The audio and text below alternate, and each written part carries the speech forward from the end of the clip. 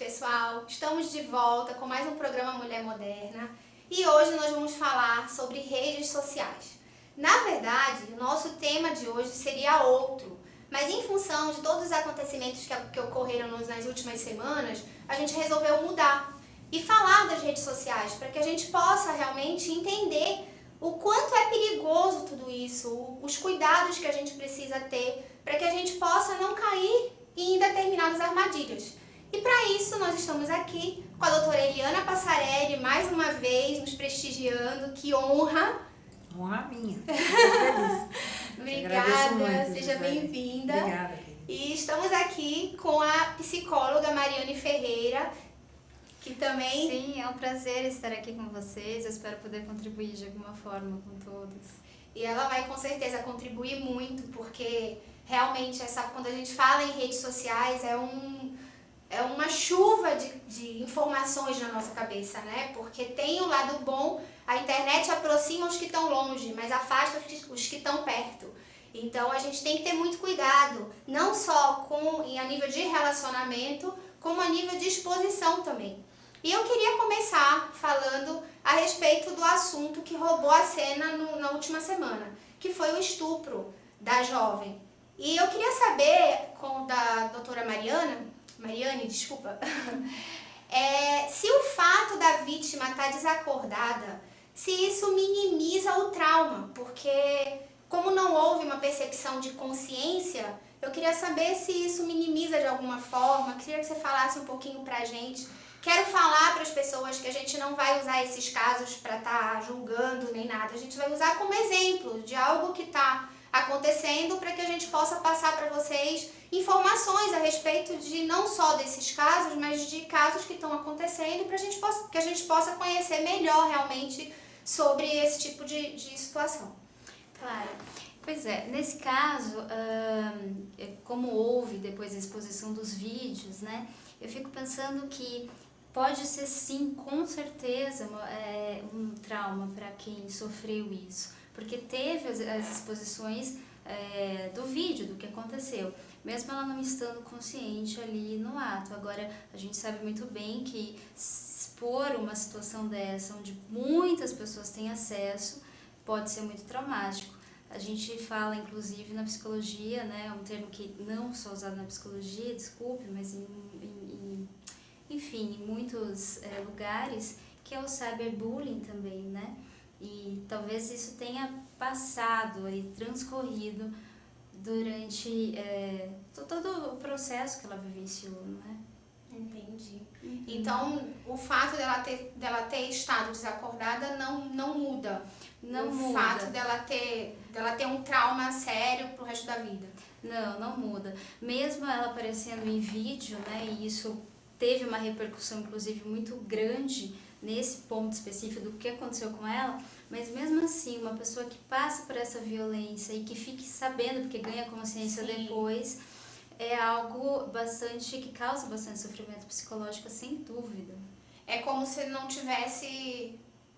não tivesse estado desacordada. A partir do momento que ela toma conhecimento daquilo, Exato. É como se saísse do subconsciente e fosse pro consciente, é mais ou menos isso que acontece? Sim, como ela estava ali desacordada, né, a gente pode dizer que ela não estava consciente, mas a partir do momento que ela ganha consciência do que aconteceu com ela, isso pode ser sim gerador de trauma, com toda certeza. Entendi. Doutora Eliana, você quer comentar alguma coisa a respeito desse caso? Como você viu tudo isso? Olha, eu vejo com muita preocupação em relação à própria vítima, óbvio, em relação a essa mega exposição midiática, porque toda vítima de estupro já é traumático ter que contar em juízo, por exemplo, o que aconteceu. No caso dessa menina, como ela estava desacordada, é uma coisa interessante. A ação penal do estupro, ela só é deflagrada se a vítima quiser. É um direito da vítima não querer tocar mais no assunto. Neste caso, como ela é vulnerável, que a gente chama, né, não pela idade, mas pelo fato de estar desacordada, é uma ação penal pública. Ela, querendo ou não, transcorrerá o processo penal. Isso e fatalmente se chegará aí a algumas condenações.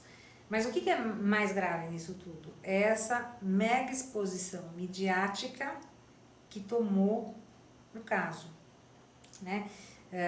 Então, isto não é bom para uma vítima, isto é péssimo para uma vítima. Tanto que agora ela está sofrendo ameaças, né? Que é uma coisa muito grave, quer dizer, além de todo o trauma que ela sofreu em relação ao estupro, ela vai sofrer outras consequências que, se não tivesse sido tão exposta na mídia, ela não sofreria. Sim. É uma coisa muito séria, muito grave. Eu acho ainda que é um caso muito emblemático. Eu não vejo como solucionado. E eu vejo também, assim, que deverá haver, sim, uma investigação muito sólida para que nós possamos chegar a alguma condenação. Com o que está aí agora, eu só vejo o vídeo. Eu não vejo mais nada como prova. É muito complicado. Entendi. Essa dimensão que esse caso tomou nas redes sociais, as pessoas que comentam, que curtem, essas pessoas que fazem determinados comentários em redes sociais a respeito de vídeos sérios como o dela, essas pessoas podem ser penalizadas de alguma forma? Dependendo do comentário, podem. Pode? Podem ser processadas por injúria, por difamação. Tá. Dependendo dos termos utilizados para nominar ou a vítima ou o autor, pode. Isso não tem a menor dúvida. São crimes contra a honra. Então tem que se tomar muito cuidado com o que se coloca. Com o que se escreve na internet. Aliás, fica aqui uma dica, né? Com o que se coloca e com o que se tira. Porque uma vez colocado, pode até deletar. Mas se a gente for buscar lá atrás, vai aparecer. Os registros Os ficam. registros Ali, ficam. Quer dizer, a pessoa deleta para o público que está ali, mas quando colocou o Enter, e outro dia eu até postei por questão de segurança, obviamente eu não tenho Facebook, mas tenho outro aplicativo que é o Instagram, eu até postei, falei, não adianta chorar pelo Enter derramado, né? Pelo Enter apertado, quer dizer, acabou, colocou lá, já era. Né? Então tem que se tomar assim muito cuidado, muita cautela com o que se coloca, e acabar com essa história de que a internet é terra de ninguém, porque não é não. Né? A investigação, ultimamente, é muito adiantada no sentido de se chegar aos autores facilmente. O que eles acham assim que vai demorar 1 ano para chegarem até mim. Não vai demorar 1 ano, não. Em 1 mês está tudo resolvido. Nossa, que bom saber disso. Sim. Menos, às vezes até está acontecendo e a Delegacia de Crimes Digitais já está junto, já está hackeando junto. Entendi. Aliás, eu queria dizer que do ponto de vista psicológico, não é? Isso tudo que acontece, essa exposição que é colocada para a vítima diante de tantas coisas, não só estupro, mas outras coisas, pode causar um trauma muito grande. E a ponto também da gente entender que muitas pessoas não procuram, né, a justiça por medo, por culpa, por todos esses sintomas que a gente sabe bem que acontece por vergonha, como é na rua, né, na realidade. Às vezes até falam, né, que as mulheres, quando são agredidas ou quando passam por alguma situação, que elas chegam à delegacia e elas são maltratadas, mal recebidas, olhadas com falta de respeito. Então, assim, muitas pessoas às vezes não denunciam porque realmente tem medo de denunciar. Então, eu queria até ouvir a opinião da doutora Eliana, porque realmente eu já ouvi pessoas que sofreram abuso familiar, né, de violência familiar, e não denunciarem porque realmente tem medo da reação das pessoas de a culparem por isso. Como é que é isso? Então, ainda infelizmente, né, nós podemos dizer que eu não sou feminista, tá? Mas que a sociedade é machista, isso é real. Sem dúvida. Isso é real. Então, de certa forma, criaram as delegacias. Até foi o atual presidente da República que as criou quando o secretário de Segurança Pública aqui em São Paulo. Então, nós temos as delegacias especializadas em crimes contra a mulher, violência doméstica e crimes sexuais.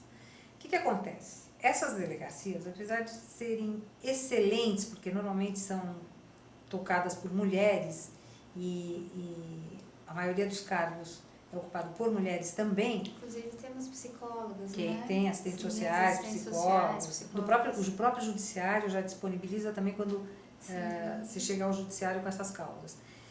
O que acontece? Infelizmente, elas não funcionam à noite. Entendi. E quando ocorrem esses crimes? Na maioria das vezes, à noite, dentro da sua casa, com, muitas vezes, o agressor bêbado ou drogado. Então, se há uma falha no sistema onde essas mulheres são obrigadas a ir para uma delegacia comum, e nessa delegacia comum não são todas que ficam abertas no bairro, ela tem que andar muitos quilômetros para chegar numa aberta. Entendi. Então, hoje fica tudo muito dificultoso. Então, veja, ela muitas das vezes ela tem que dormir com um agressor, né? O fato ocorre às 10 da noite, ela vai ter que ir até às 7 da manhã, 8 horas da manhã, para chegar a uma delegacia especializada para que possa comunicar o trauma. Veja quanto tempo já se passou. Sim. Né? E aí, às vezes, já passou aquele... A raiva. A raiva, o momento, Já passou o o momento medo, oportuno. né? A própria lesão, que acontece muito, que é a lesão não de natureza leve, um esbofeteamento que fica o vermelhão, né? Coisas desse gênero, a gente perde a materialidade. Entendi. Entendeu? Então, e ela acaba ficando com medo de repente, a coisa virar contra ela, né? Ela ser a mentirosa da situação. Agora, a violência doméstica é uma coisa que ela é dominante. Uhum. Né? Ela não está dominada na nossa sociedade. Ela é dominante. Então, hoje, quando a gente fala, seja em estupro... outro dia eu falei isso num outro programa de televisão e a apresentadora tomou um susto quando eu falei, mas é real. Há 2 anos eu sou procuradora de justiça, então isso significa que eu trabalho em grau de recursos, junto ao Tribunal de Justiça do Estado de São Paulo. Ou seja, todos os crimes de todo o Estado, uma parcela deles passa pela minha mão. Uhum. Né? O mesmo número que eu vejo de homicídios, eu vejo de estupros. Nossa. Então não adianta falar assim, não, mas aqui se mata de qualquer forma, de qualquer jeito. Não, se mata também. Mas o mesmo número, são semelhantes, é muito grave isso. Nossa, muito De grave. estupro é muito grave. É que eu não parei para contar ainda, mas eu vou começar a contar. Quer dizer, se você recebe um número X de homicídios, é a briga do bar, é não sei o que tal. Quando eu recebo o mesmo número de casos de estupro, e detalhe, 0,9% é de moças que andam nas ruas. O restante é dentro de casa. Entendi. Os agressores são pessoas que estão dentro da sua casa ou dentro do seu âmbito familiar. Com certeza. E sempre com crianças. Nossa. É gravíssimo, é gravíssimo. Com certeza, eu inclusive ia dizer isso, que a maioria dos acidentes que a gente vê, dos indícios que a gente vê de estupro, os agressores estão dentro da casa, né? São os familiares, são as pessoas mais conhecidas e a maioria ninguém se imagina, né? Sim, a família ali nunca imaginaria que isso poderia acontecer, mas nós temos isso registrado na história da humanidade desde que a psicanálise veio, né? Por exemplo, com os estudos ali do Freud. E isso era muito, aliás, no começo, visto de uma forma muito negativa. Ninguém queria acreditar que isso acontecia dentro da casa com os pais sendo o agressor, o avô, o tio, o irmão. Mas até hoje, né, doutora Maria? E até hoje é eu vejo lá pelos testemunhos assim, mas eu nunca podia imaginar que era ele. No começo eu não acreditei. E muitas mulheres acobertam isso em relação aos seus maridos, porque deles dependem financeiramente. Sim, com toda certeza. Então elas chegam até o processo no final, não como vítimas, como mãe das vítimas, chegam lá no fim do processo, a vítima volta e fala assim, não, eu menti tudo, eu inventei. Super normal aparecer essas coisas. Nossa. Sim. Né? Porque é um desequilíbrio financeiro na situação. Sim. Fora as questões psicológicas envolvidas, que envolve culpa, que envolve medo, que envolve, sobretudo na minha experiência clínica e prática, eu vejo muita culpa envolvida, né? Nas vítimas que sofreram abuso, né? Como se de alguma forma elas provocassem o que vem dessa cultura machista e patriarcal que vivemos, não é? Entendi. No caso, por exemplo, uma pessoa que passa por um trauma desse, ela fica, de certa forma, anestesiada por um tempo? É uma pessoa que, de repente, possa falar daquele assunto com uma certa naturalidade e, de repente, é o que a gente chama de não caiu a ficha, né? Parece que aquele processo não aconteceu. Tem um mecanismo de defesa para isso? Explica um pouquinho. Claro, com toda certeza. Quando a pessoa é vítima de algo muito traumático, o ego tende a se proteger, porque o sofrimento psicológico é muito intenso, é muito forte.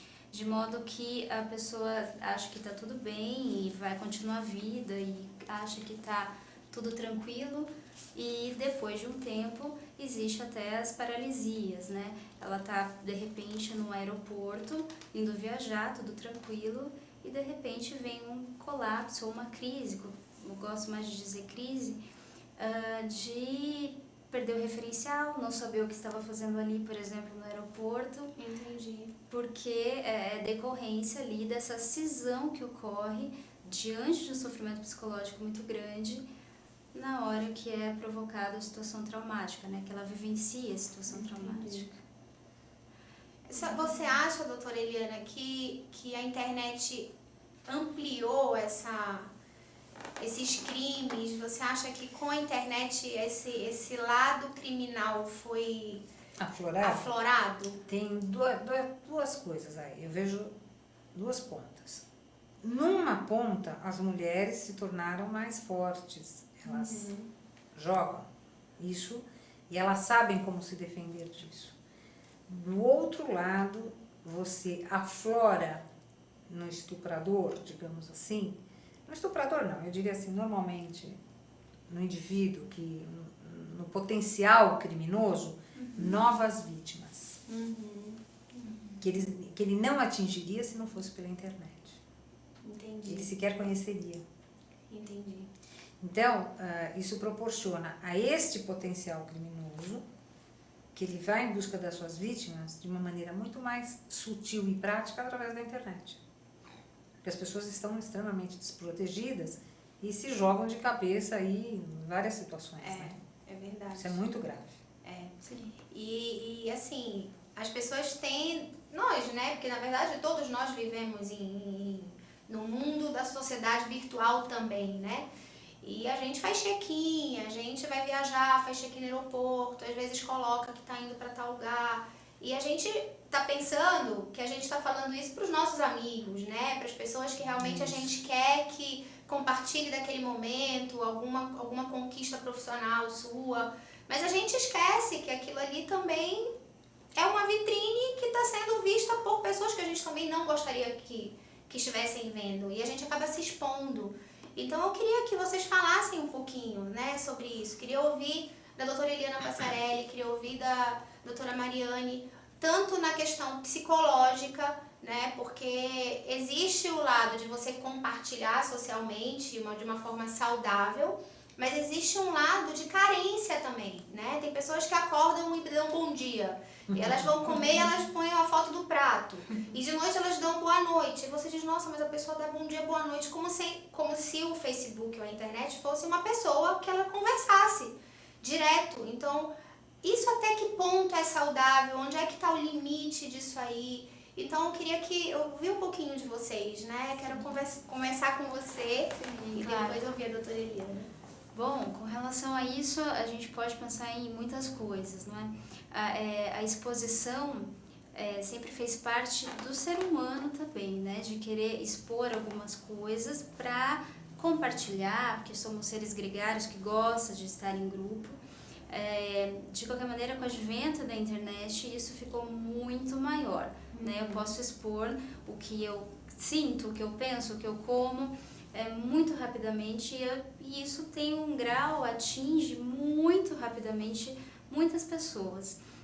A questão justamente é essa: eu estou num quarto, ou estou na minha sala, eu estou num ambiente protegido, né? Tenho uma sensação de que estou protegida, e esqueço de que se eu colocar ali numa rede social alcançando só os meus amigos, na verdade é uma grande ilusão, porque eu não estou alcançando só os meus amigos, estou alcançando amigos dos amigos, e isso vai se ampliando e fica registrado para sempre no mundo virtual, né?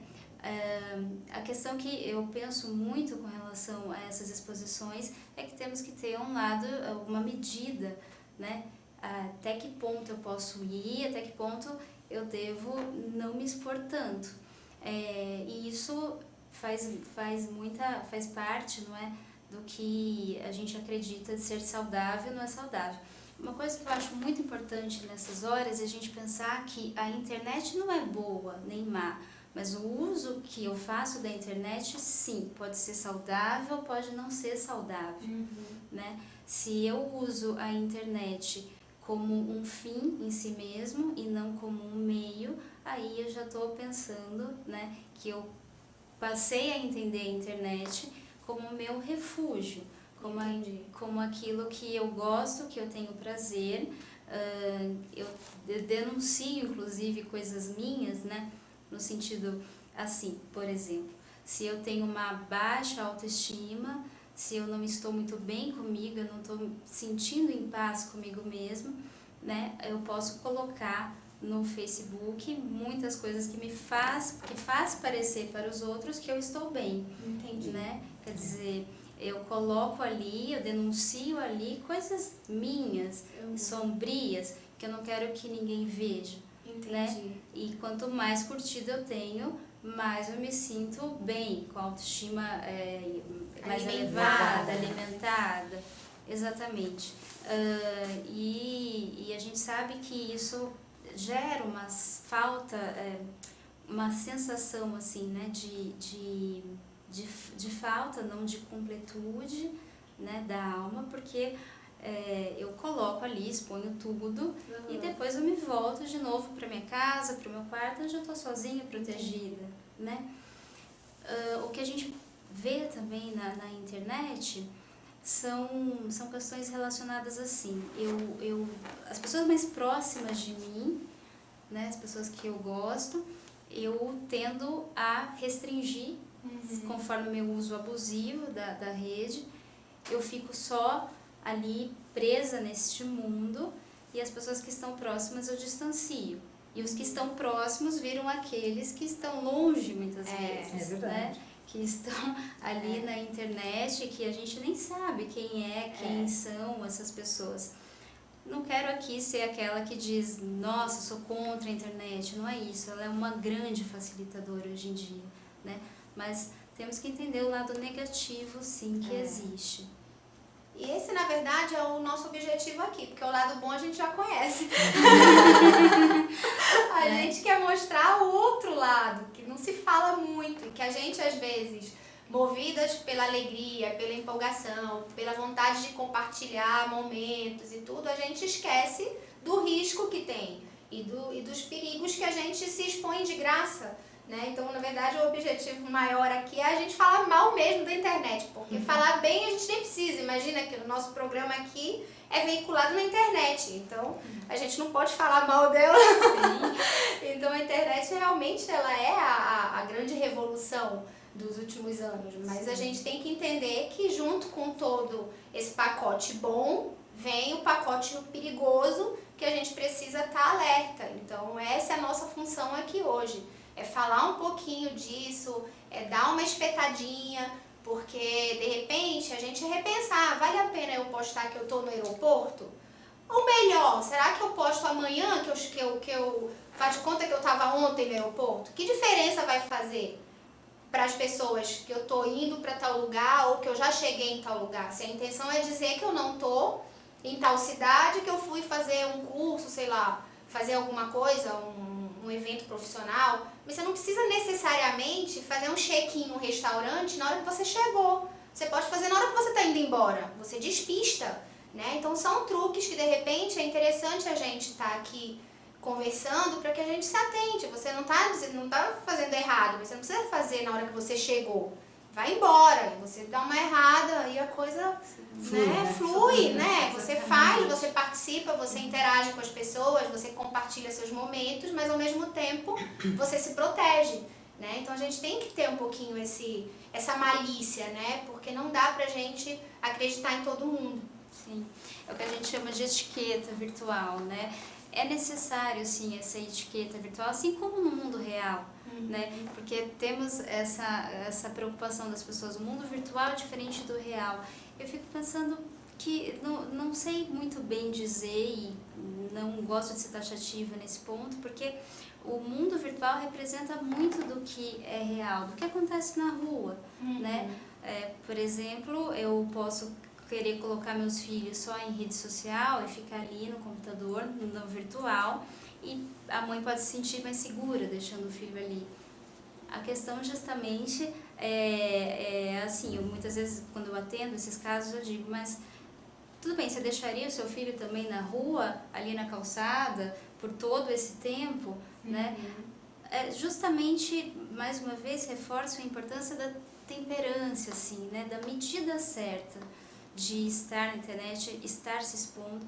Me pergunto também, né? A serviço do que tanta exposição assim, né? Nas redes sociais, a serviço do que eu preciso reportar, eu preciso dessa aceitação do outro, né? Aliás, mais do que aceitação, eu preciso dessa autenticidade. O outro me legitima quando eu coloco as coisas na internet. E isso pode ser uma grande armadilha, sem dúvida alguma. Gente, que papo bacana, porque eu já queria perguntar mais um monte de coisa aqui, mas eu acabei de receber um sinal que a gente precisa dar um intervalo. O tempo voou, porque esse assunto realmente é curioso, a gente vai conversando e vai vindo um monte de pergunta na cabeça, porque realmente é o mundo que a gente não tem como fugir, né? Tá todo mundo interligado, são os nossos filhos, somos nós. E a gente sabe também que por trás disso existe uma fuga de muita coisa, né? A internet, se a gente olhar um Facebook, as pessoas estão ali ditando a felicidade. E a gente sabe que às vezes aquela pessoa que está gritando que está muito feliz é a que menos está feliz. Mas é aquilo que ela falou, às vezes é uma maneira dela encontrar uma aprovação, dela ser vista da maneira que ela gostaria de ser vista. Então tem muita coisa por trás disso que é interessante a gente conhecer e até observar as coisas de outras formas, porque eu sei que tem pessoas que às vezes olham o Facebook e falam, meu Deus, a minha vida é horrível, porque tá todo mundo feliz, tá todo mundo viajando, tá todo mundo, né, rindo à toa, e eu tô aqui trabalhando. E eu sei que tem pessoas, eu já ouvi depoimentos de pessoas que se sentem até depressivas porque acham que a vida delas é muito ruim, porque ela acha que o que ela vê na internet, nas redes sociais, é real. E nem sempre é, pelo contrário. Então, é esse outro lado que a gente está vendo hoje, mas eu preciso dar um intervalo e a gente já volta já já, tá bom?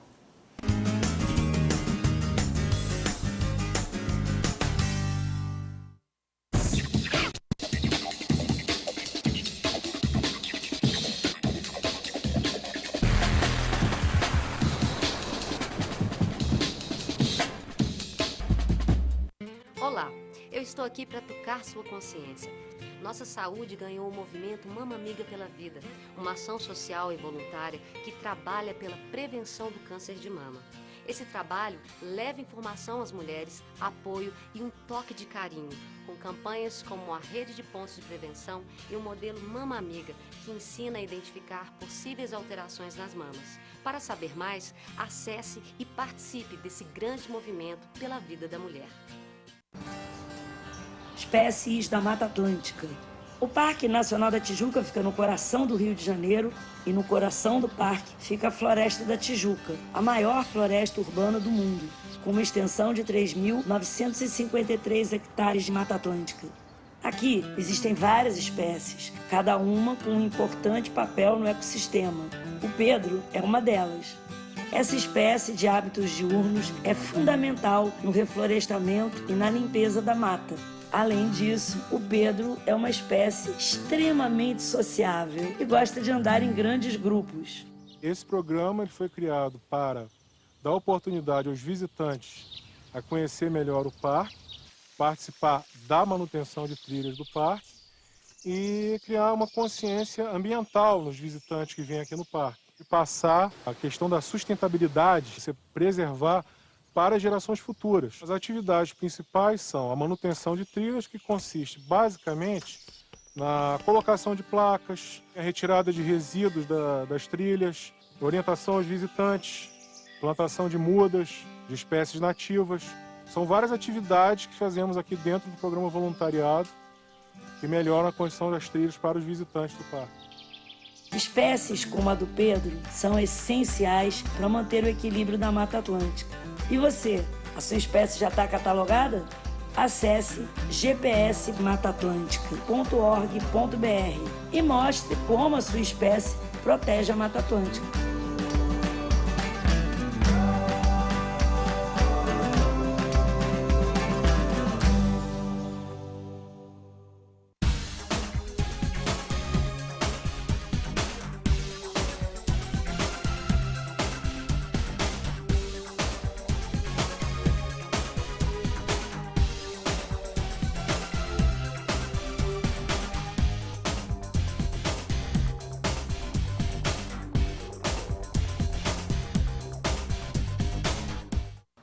Tudo bem? Meu nome é Rafaela Bacic e toda quarta-feira na UTV eu apresento o programa Dicas da Rafinha e hoje eu tô aqui pra falar pra vocês que em homenagem aos 14 anos da UTV, eles criaram o primeiro portal marketplace, que é o UTV Shop. O que é o UTV Shop? É uma grande oportunidade de você ser um empreendedor digital sem precisar gastar muito dinheiro. É só você entrar em utvshop.com.br, escolher o plano que você quer para montar a sua loja virtual e selecionar entre os mais de 1 milhão de produtos quais que você quer colocar na sua loja. Aí é só divulgar nas suas redes sociais e todo mundo que comprar ali pela sua lojinha, você ganha uma comissão em cima de cada produto. Então é uma grande oportunidade para você ganhar um dinheirinho extra, para você ser um empreendedor sem precisar correr muitos riscos. Por quê? Você não precisa se preocupar com o fornecedor, que já são grandes nomes do mercado, parceiros da UTV Shop. Você só vai selecionar o produto, colocar na sua lojinha e divulgar nas suas redes sociais. Não precisa se preocupar com entrega também, porque os fornecedores já fazem tudo isso para você. Então não perca tempo, corre no site da UTV Shop e cria sua lojinha para você poder começar já a ganhar dinheiro agora. Não perde tempo, vai lá. Eu sou o jornalista Patrício Bentes, que apresento às sextas-feiras, às 16 horas, o programa Visão Plural. Um programa que não aborda assuntos que todas as televisões falam. Nós fugimos da mesmice. Você pode nos assistir só aqui, na TV da internet.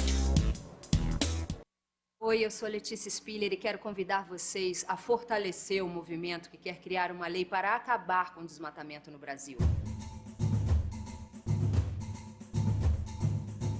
Nossas florestas não podem mais ser destruídas. São elas que garantem a nossa qualidade de vida. Eu quero floresta em pé, água fresca, clima ameno e desmatamento zero. E você? Participe, assine a petição.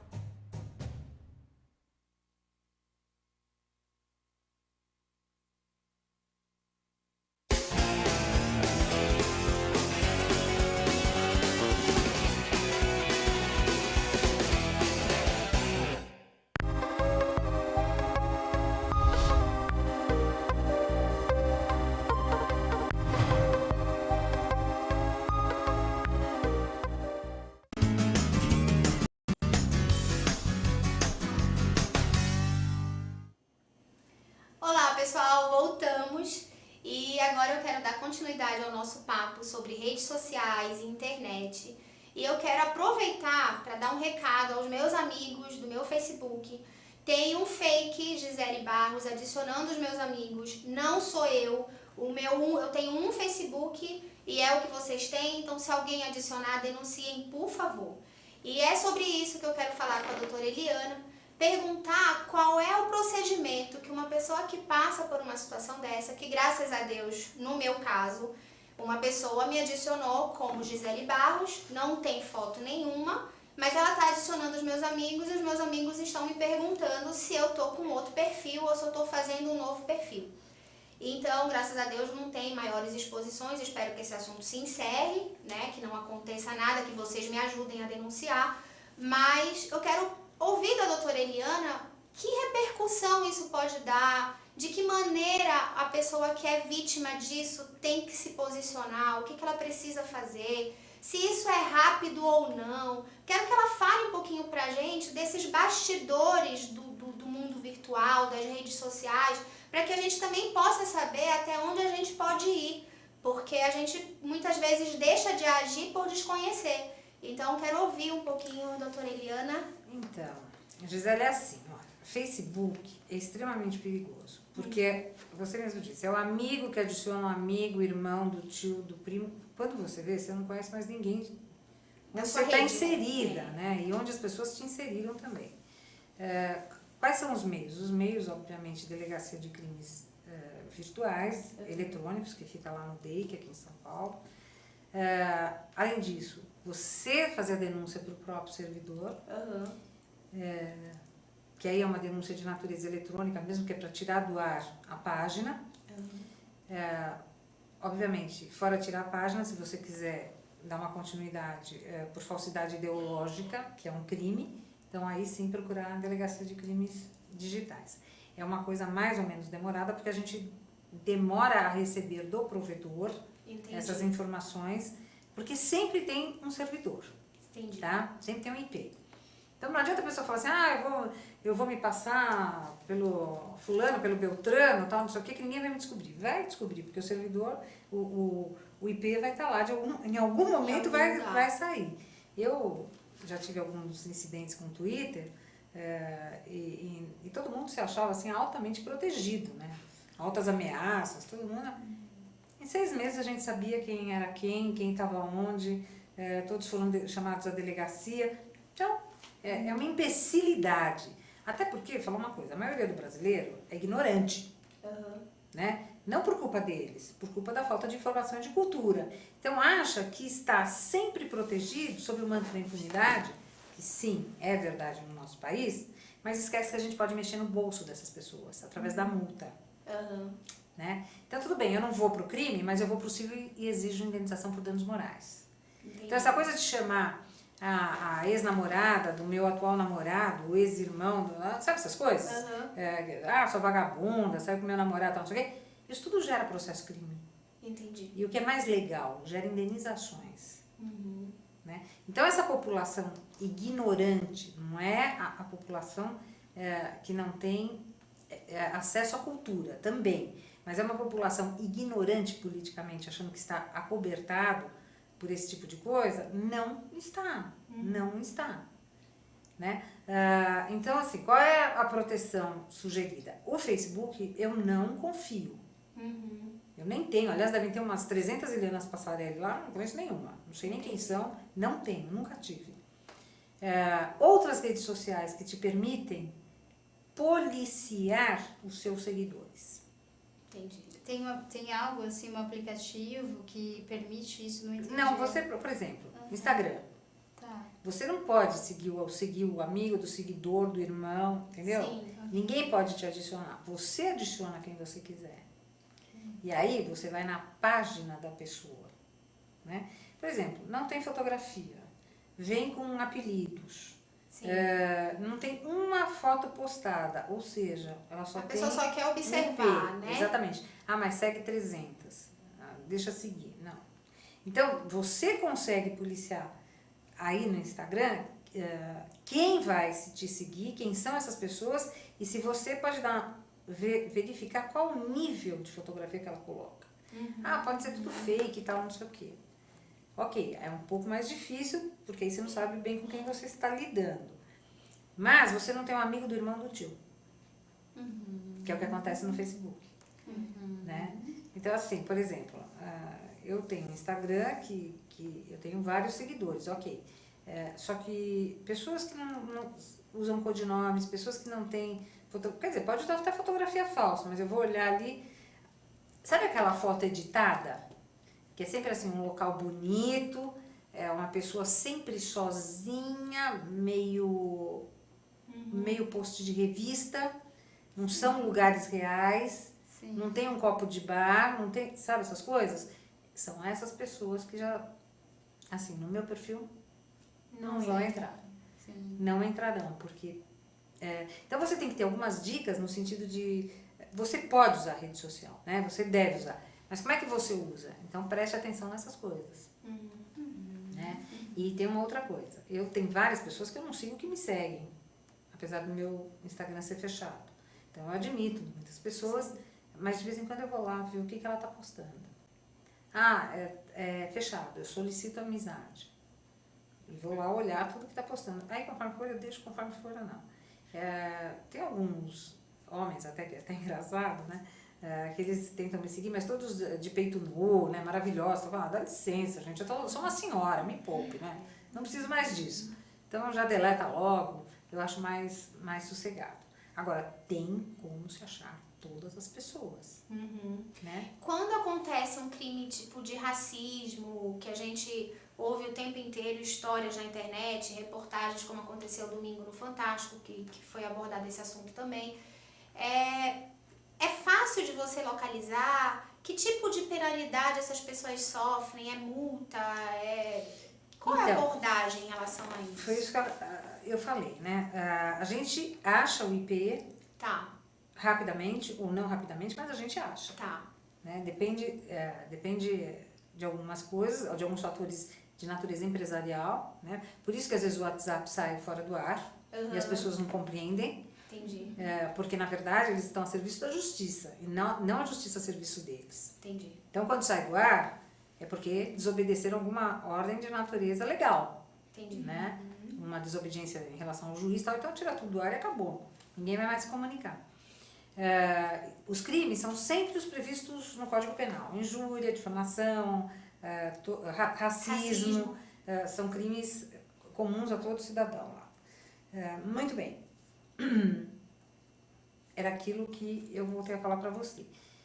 Se a gente não quer ir para o crime, a gente vai para o cível, que eu acho muito mais legal. É assim, quanto você vai me pagar por isso aí? Entendi. Quando custa dinheiro, as pessoas aprendem rapidamente. Entendi. Dói no bolso? Entendi. Enquanto não dói no bolso, a pessoa não aprende. Entendi. Entendeu? Então, a pessoa que de repente sofreu uma discriminação, um bullying, alguma coisa numa rede social, ela pode processar a pessoa que está fazendo isso por difamação e ainda ganhar uma grana. Então, pessoal, isso aqui que a gente está fazendo é esclarecendo para que a gente consiga ter uma rede social um pouco mais leve, um pouco mais tranquila e que a gente se previna também. Porque a partir do momento que as pessoas entendem que aquilo que ela está fazendo, ela pode sofrer penalização, seja em qualquer esfera da parte civil, enfim, ou é multa, ou enfim, não é o caso entrar nesse mérito, mas a partir do momento que ela entende que ela pode ser penalizada de alguma forma, a tendência é que isso comece a diminuir, porque as pessoas têm que ter medo também, né? Não é a casa do sem dono, não é a terra sem lei. Existe lei sim, e a gente precisa mostrar que isso é sério, que essas pessoas são encontradas, que essas pessoas precisam ser denunciadas e que elas vão sofrer penalização sim. Então isso é uma informação importante. Eu queria até acrescentar uma coisa, Gisele, que é assim. A nossa educação vem basicamente de casa. Então, se você não policia seu filho em relação à postagem, e hoje é comum a criança de 10 anos, a criança de 11 anos, de 12 anos, todas elas têm redes sociais, né? As redes estão aí, e é uma realidade para essa nova geração. Sim. Então, quando você, de alguma forma, monitora esse tipo de coisa, você está ensinando o seu filho, não proibindo, mas de que forma ele usa a rede social. A Eliana até queria fazer um gancho com isso que você está me dizendo, falando aqui para o público e para todos, porque, na verdade, o uso da internet, principalmente com criança e jovem, podemos pensar também em adulto, mas principalmente criança e jovem, porque estão mais vulneráveis, o uso vai ser muito mediado por esses pais, né? Como esses pais introduzem isso na vida da criança ou do jovem e como eles monitoram, como eles acompanham, como eles orientam a criança e o jovem a usar a internet. Isso é muito importante, né? A forma que é introduzido isso na vida da criança. como que foi isso? Como é que esses pais mostraram? Né? Será que esses pais deram abertura para dizer, olha, não temos só isso, a gente tem outros aspectos da vida que pode dar prazer e que são muito produtivos, né? Isso é muito importante. E também penso algo que a Eliana disse que me chamou a atenção, né? Do brasileiro e essa ignorância no sentido de ignorar o conhecimento.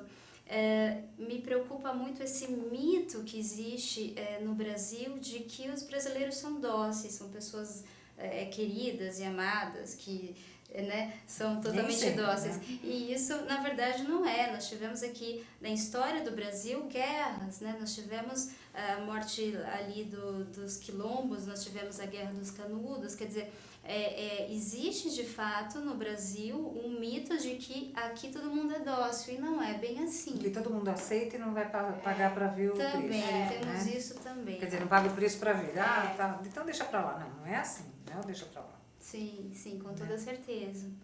Recentemente a gente teve aquela história da apresentadora Ana Hickman. Com certeza a rede social foi a grande facilitadora daquela tragédia. E eu queria ouvir um pouquinho de vocês, principalmente da doutora Mariane, se no caso dela era possível haver uma prevenção, se tem como você traçar um perfil de um psicopata, de uma pessoa que de repente está lhe abordando de uma maneira insistente, ela já havia bloqueado essa pessoa insistiu. Então, assim, são situações como essa que a gente se pergunta, será que não deveria ter havido uma denúncia? Como que a gente olha um perfil psicológico e identifica que aquilo pode ser um risco para a gente? Então, eu queria ouvir a doutora Mariane em relação à parte do perfil psicopata e, na sequência, a doutora Eliana para falar a nível de procedimento, de denúncia, né? Se realmente ela deveria ter feito uma denúncia ou não, se não tinha como prever, ou se der um caso realmente para se procurar uma delegacia, que órgão a gente procura, se faz BO na internet, como é que a gente se porta mediante uma situação dessa? Bem, Gisele, nesse caso específico, né, do que aconteceu, penso que sim, poderia ter tido um outro desfecho, né? É claro que muitas vezes nas redes sociais a gente não dá o devido valor para as coisas, né? Acaba virando assim uma banalização, tudo pode, tudo acontece. É muito difícil também eu me colocar aqui de uma forma específica, objetiva, para dizer qual era o perfil, né, do agressor ali em questão. Muito difícil dizer isso. Mas com toda certeza, pelo que nós vimos nas reportagens, do que foi falado, né, eu penso que este homem, ele vivia talvez o que a gente chama na psicologia de eritomania, né, que é uma fantasia, uma ilusão de que existe uma outra pessoa que está apaixonada por você, né? Isso, aliás, na história também já existia, que é o mal, né? O nome que se dava isso era o mal daquele que não é amado, né? Que não tem o amor de volta.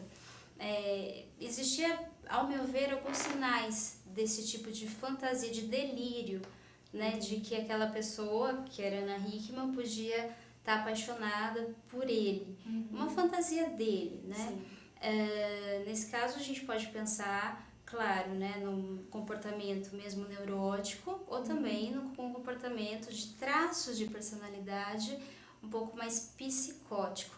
Muito embora eu tenha receio de dizer isso, porque mesmo uma pessoa com uma estrutura neurótica, uma pessoa com contato da realidade sem ser prejudicada, ok? Ela pode desenvolver esse delírio. Entendi. Né? E acho que há sinais, né? Porque ele ficou ali colocando fotos, ele acreditava que a Ana Hickman era a namorada dele. Exatamente. Né? E isso cria uma série de ilusões que vão perpetuando, né?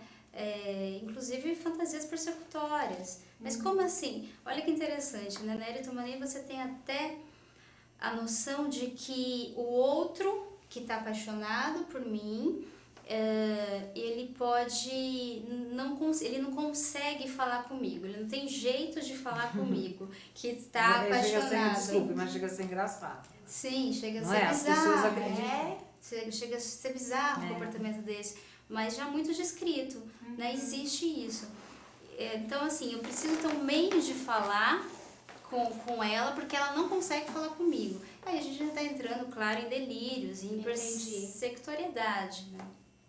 Nesse caso, a senhora acha que em função da repetição deveria ter havido algum tipo de denúncia? Então, no caso específico da Ana Hickman, é assim, ela tem milhões de seguidores. Eu acho que no mundo dela não, me desculpe, nas redes sociais dela, seria impossível, porque quantos que ela não deve bloquear por dia, não é? Porque as pessoas falam bobagens, né? Sim. Aliás, ela é uma mulher muito bonita, então eu acredito que de cunho sexual deve ter lá um monte de maluco. Então eu acho que no caso dela ficaria um pouco difícil. Mas veja, de alguma forma chamou atenção porque foi bloqueado. Né? Então eu não sei qual é o teor da conversa. Né? Se em algum momento houve ameaça, ou se eram só declarações de amor. Porque enquanto você faz declaração de amor, o outro não pode se sentir importunado. Então não há crime de importunação, ao sossego, qualquer coisa assim. Se fosse uma coisa...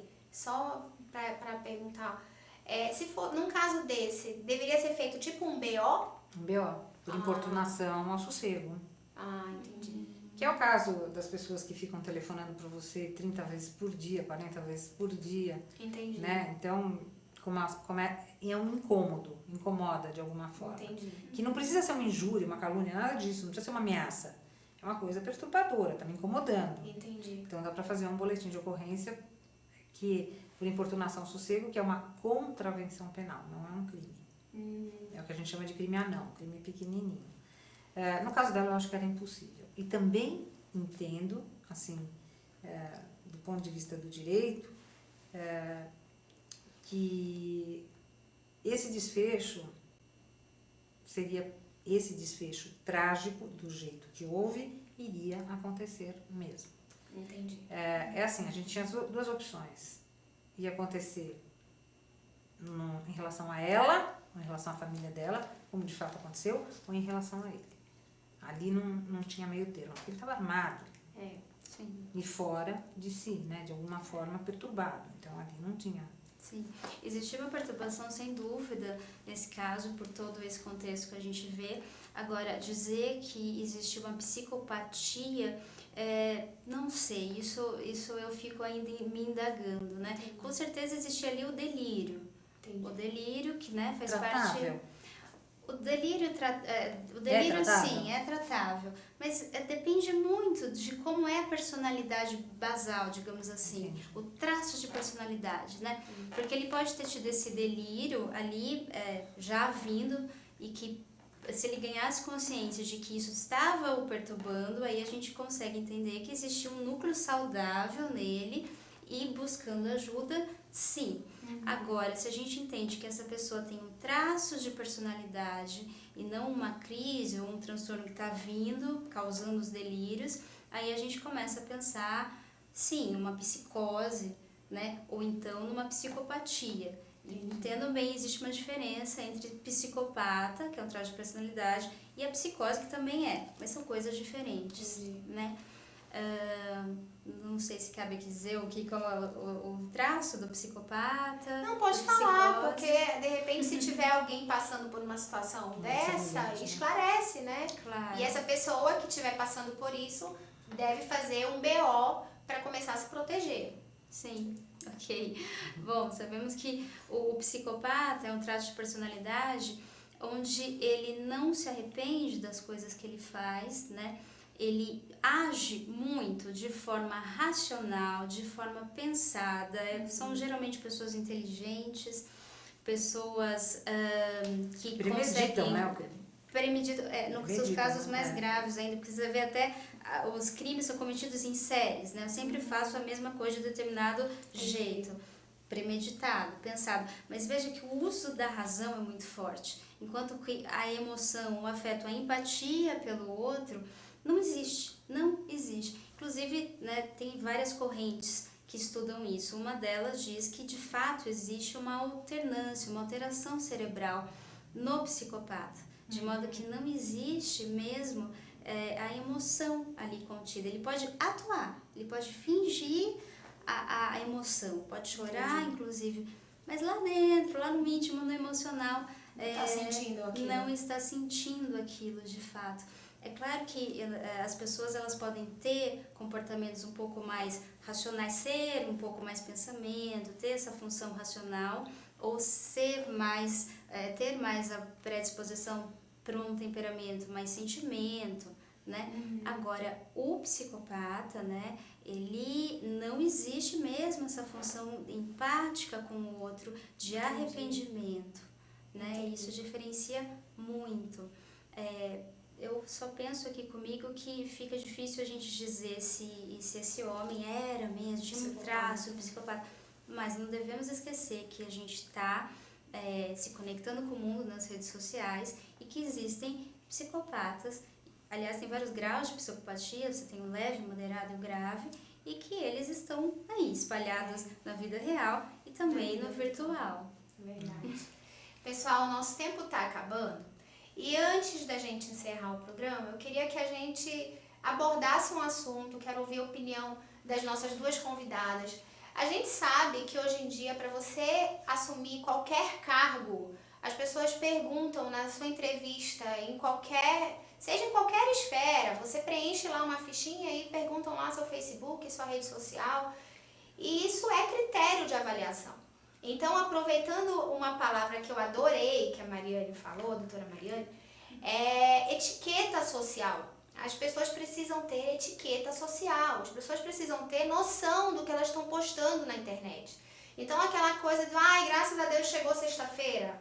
Poxa, a pessoa vai olhar e falar assim, nossa, a pessoa não gosta do que ela faz, ela não gosta do trabalho dela, ela está contando os minutos para ir embora. Então, tem coisas que as pessoas têm que ter bom senso na hora de usar uma rede social e de escrever determinadas coisas.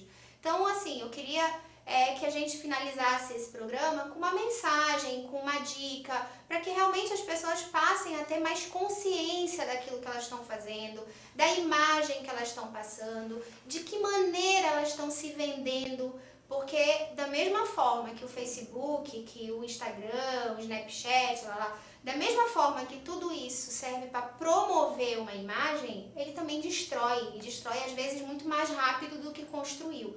Aquilo que a pessoa às vezes leva anos e anos e anos para construir, pode se destruir em um post de uma pessoa bêbada na praia, fazendo besteira, sem saber o que está fazendo. Então tem que ter muita responsabilidade para usar as redes sociais de maneira correta, de maneira benéfica. Acho que é uma super ferramenta para todos nós, de interação, de informação.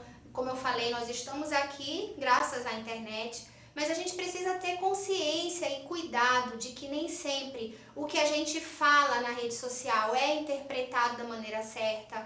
Cada entonação, cada pontuação errada, cada coisa que a gente coloque, às vezes a pessoa está escrevendo, mas a mensagem está chegando distorcida do outro lado.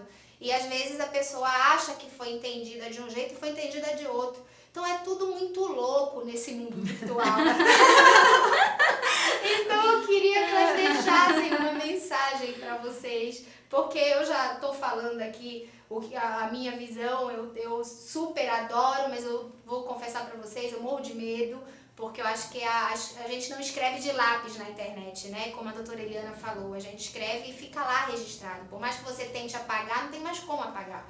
E às vezes você fala uma coisa de uma maneira e você queria dizer outra, e enfim, é muito sério, a gente tem que olhar para isso, ao mesmo tempo que com carinho, com cuidado.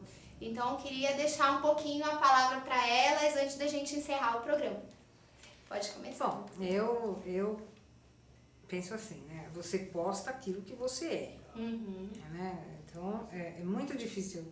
É aquilo que eu falei, você ficar postando uma pessoa que está sempre modelando, não dá certo, né? Não é uma coisa real.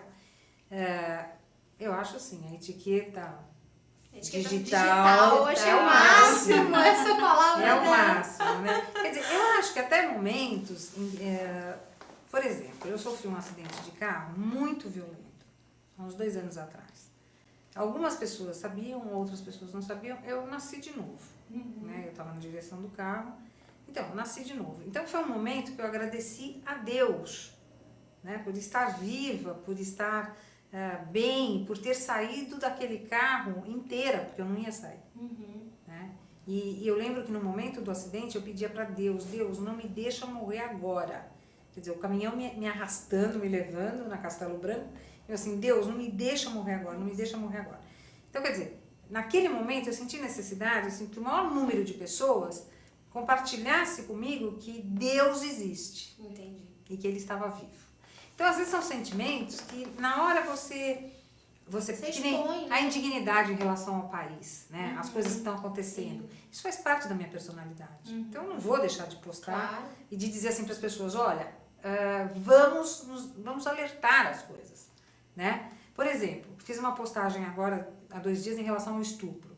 Né? O Brasil aprendeu tanta coisa, aprende a pedir que a pena seja elevada. A pena foi elevada. Não do jeito que eu queria, do coletivo, que é muito raro acontecer. Né? Tinha que elevar para o individual. Mas, enfim, você é aquilo que você posta. Sim. Né? Então, agora, que nem você falou, eu preciso postar onde eu estou? Não.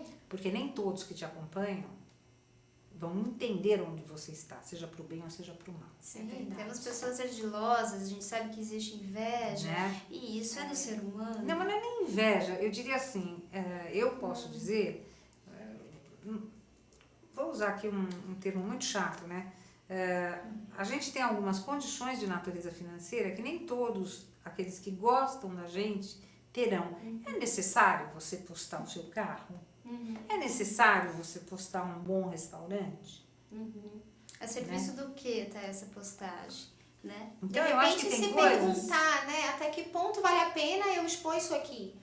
Acho que exatamente. é uma pergunta que cabe a cada pessoa no momento de fazer um Então, por post. exemplo... Será que eu tô só me expondo? Será que eu vou agregar alguma coisa com isso aqui? Será que isso vai servir de dica para alguém ir nesse restaurante porque eu tô postando que é bom e eu tô recomendando que é bom? Então, depende do número de seguidores que você tem e quem te segue. Né? No meu caso, é uma coisa assim mais ampla. Eu tô falando em 10 mil seguidores. Entendi. Então, é uma coisa assim que não dá. Eu não posso, uma que eu não posso me expor mesmo, né? Isso faz parte do meu trabalho. Aliás, o meu nível que eu digo,